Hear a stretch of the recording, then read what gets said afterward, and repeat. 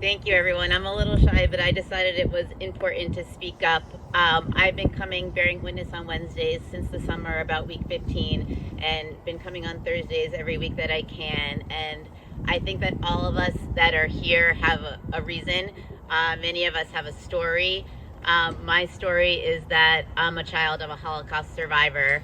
My dad and some members of his family hid in the woods in Czechoslovakia when the Nazis came, and there were people who brought them food. It was a very small farming village, and I think everyone knew everyone, so I think people knew he was there and kept his secret.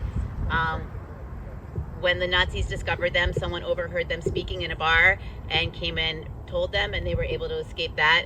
So they had many, many close calls, and I think he survived because people protected him and stood up to him. And I feel like it is our responsibility to stand up for people who need it. Um, there, there is a Jewish concept that says never again are we going to allow the Holocaust to happen.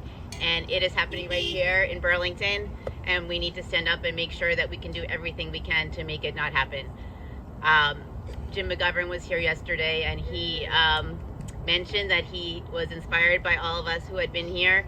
He had many people calling his office. I know a contingent from Western Mass told us they met with him in person. So all that outreach that we're doing and calls that we think don't make a difference do make a difference. And that was the first unannounced visit yesterday. And he did tell us the story. He was able, I think they may have cleaned it up a bit. There may have been a little bit that they found out about, but there were only 4 people there yesterday. And I had heard this week there had been over 40 people detained here this week. But he did meet with someone who was a man who was working, taken from his family, not a criminal, and had just been there this morning. And he talked about how this is not who we are. These are not the people. No one. Very few people here are criminals, and that we need to stand up for all of them. One last thing. I also talked to a friend this week.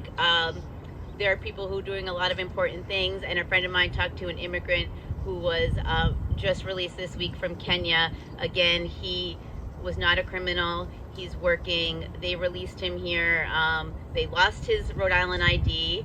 They lost the money that he came with, and he was released here. He was allowed a phone call, but his family, his brother was working an overnight shift, so he would have been here all night with no money and no ID if it were not for people out here protesting and helping and standing up in all different ways. So thank you guys all for doing that, and that's why I'm here.